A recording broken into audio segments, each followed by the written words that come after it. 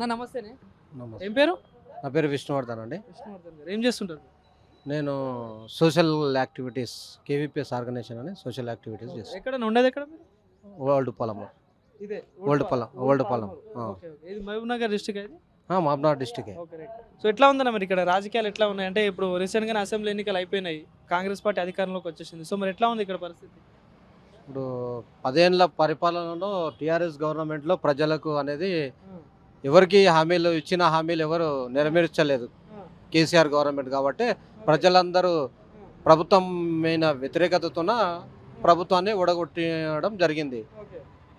కానీ మరి అంటే గత 10 సంవత్సరాల్లో బీఆర్ఎస్ ప్రభుత్వం బాగా చేసింది, బంగారు తెలంగాణ అని అన్నాడు మరి కేసీఆర్.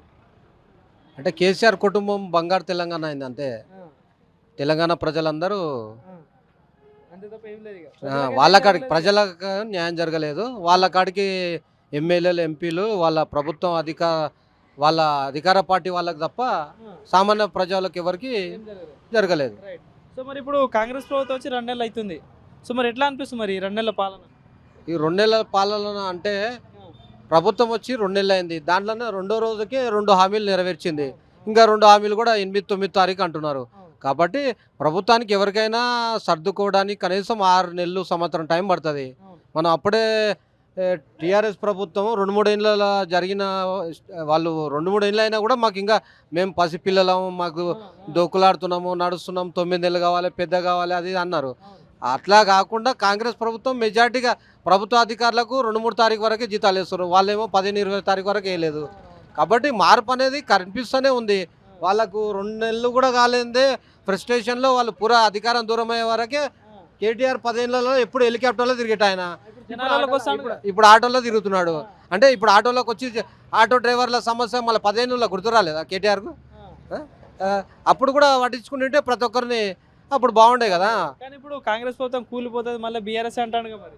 దానికి ఇంకేమనాలి, ప్రభుత్వం పోయినాక వాళ్ళకి ఎట్లుందంటే కడుపు మంటతోన ఎప్పుడు అధికారం దూరం అయితే వాళ్ళు ఉండలేకపోతున్నారు అనేది స్పష్టంగా కనిపిస్తూ ఉంది. ఎందుకంటే ప్రజల చేత ఎన్నుకోబడిన ప్రభుత్వం మెజార్టీగా 64 సీట్లు ఉన్నాయి.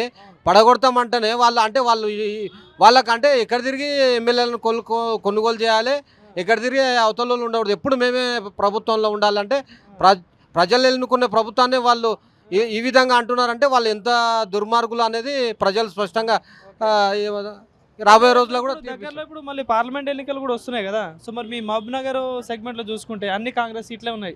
సో మరి ఎట్లా ఉంటుంది మరి ఇక్కడ ఈసారి పరిస్థితి ఏంటంటే ఇంతకుముందు కేంద్రంలో బీజేపీ ప్రభుత్వం కూడా 10 ఏళ్ళు ఉన్నది. ఆయన నల్లధనం తీసుకొస్తున్నాడు, అకౌంట్లో 15 లక్షలు ఇస్తున్నాడు, సంవత్సరానికి 2 కోట్ల ఉద్యోగాలు ఇస్తున్నాడు. ఈయన కేసీఆర్ ఎట్లనో కేసీఆర్ లాగానే ఆయన కూడా అన్ని హామీలు 2 కోట్లు 2 కోట్లు అన్నాడు. 2 కోట్ల ఉద్యోగాలు ఇస్తున్నాడు సంవత్సరానికి. మరి ఏడ వచ్చినాయండి, పైసలు లేవు. జనాలు చాలా మంది లెటర్లు పెడుతున్నారు, పోస్ట్ కార్డులో మాకు అకౌంట్లో పైసలు ఏమైనా అని. అంటే అన్ని మాటల గారాడే కాబట్టి వాళ్ళు కూడా ఎక్కడ తిరిగి వాళ్ళు మత పార్టీ ఎక్కడ తిరిగి కులం మతం మీద వాళ్ళు రాజకీయాలు చేస్తూ ఉంటారు. ఇప్పుడు అయోధ్యలో రామ మందిరం ఇంకా నిర్మాణం పూర్తిగా కాలేదు. ఎంతోమంది స్వాములు వ్యతిరేకించారు. అయినా కూడా వాళ్ళు ఎలక్షన్ కోసం స్టంట్ కోసం ఎలక్షన్ కోసం రామ మందిరం అని దాంతో వాళ్ళు ఎక్కడ తిరిగి ఫస్ట్ 1-2 సీట్లు ఉండే దేవుని పేరుతో రాజకీయాలు చేసి ఇప్పుడు 2-3 సార్లు టర్మ్ వాళ్ళు గెలిచిండ్రు. మరి బాబాయ్ మరి ఇప్పుడు ఇక్కడ మీ మహబూబ్నగర్ సెగ్మెంట్లో చూసుకుంటే మరి ఈసారి ఇక్కడ అభ్యర్థుల విషయంలో చూసుకుంటారు కాంగ్రెస్, బీఆర్ఎస్, బీజేపీ ఉంది. ఇక్కడ బీఆర్ఎస్ నుండి ఆల్రెడీ ఎంపీ ఉన్నాడు, బీఆర్ఎస్ పార్టీ ఎంపీ.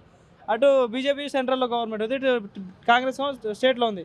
సో మరి ఈ ముగ్గురులో ఎవరు ఉన్నారు ఇక్కడ గట్టి అభ్యర్థి ఎవరు ఉన్నారు, ఎవరు తిరుగుతున్నారు ప్రచారంలో? అయితే ఇప్పుడైతే వంశీచంద్ర రెడ్డి గారు బాగా కాన్స్టిట్యున్సీ నియోజకవర్గాల వారిగా సమీక్షలు వాళ్ళ వర్క్ స్టార్ట్ చేసిండు ఆయన ఆల్రెడీ. ఇంకా స్పందన ఎట్లా ఉంది మరి, అంటే చేస్తారంటావా? ఆయన యువ నాయకుడు కాబట్టి యువకులకు రాజకీయాల్లో అవకాశాలు ఇస్తేనే వాళ్ళు రాణిస్తారు. కాబట్టి యువకులకు ఎవరైనా సరే యువకులకు ఇస్తే రాష్ట్రంలో ప్రభుత్వం ఉంది కాబట్టి కేంద్రంలో కూడా మార్పు వస్తే బాగుంటుందని మేము అనుకుంటున్నాం. కానీ అటు బీజేపీ నుండి కూడా ఇక్కడ అభ్యర్థులు ఉన్నారు, గట్టి అభ్యర్థి. అటు 2 పేర్లు వినిపిస్తుంది. జితేందర్ రెడ్డి, డికే అరుణ గారు, శాంతకుమార్ ముగ్గురు ఉన్నారు. ఇటు కాంగ్రెస్ నుండి కాంగ్రెస్ నుంచి కూడా ఇప్పుడు ముఖ్యంగా అయితే వంశీచంద్ర రెడ్డి, నిన్న మొన్న కూడా జైన్ మన్నే జీవన్ రెడ్డి గారు అని.